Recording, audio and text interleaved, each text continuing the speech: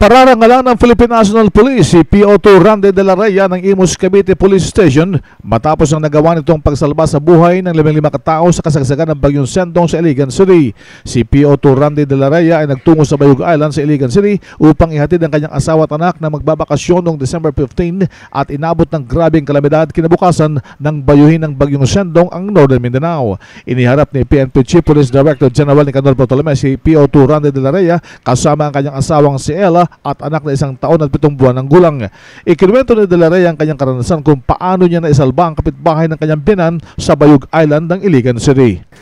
Nung tumaas po yung tubig, hindi na po pangkaraniwan daw yung ganong klaseng baha nung bago dumating sa hanggang tuhod. Ginising na po namin yung mga kapitbahay at pinalipat po namin doon sa bahay namin dahil medyo mataas.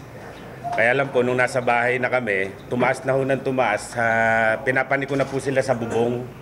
Pagdating po doon sa bubong, hinahampas pa rin po ng mga troso yung bahay. So naghanap po kami ng po pwedeng takbuhan hanggang sa meron po akong nilukso madilim. Nilukso ko po yung sanga nung mangga. Inabot ko ho yung sanga at unti-unti ho doon ko sila inilikas lahat pa isa-isa. 17 po kami lahat doon sa puno ng mangga na aming pinuntahan. At lahat po yon, marami ho doon ay mga bata at matatanda. Bumabaho uli ako doon sa bahay para kumuha ng pantali sa sanga nila.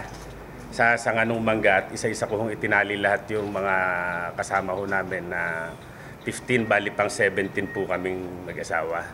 Ayon pa kay De La Raya, alas 12:30 ng madaling araw silang nasa puno ng mangga at nakahinga sila ng tumigil ang unos alas 7 ng umaga. Wala po kami makitang kahit na konting liwanag, kundi yung lagapak lang ho nung mga troso na bumabangga sa mga bahay.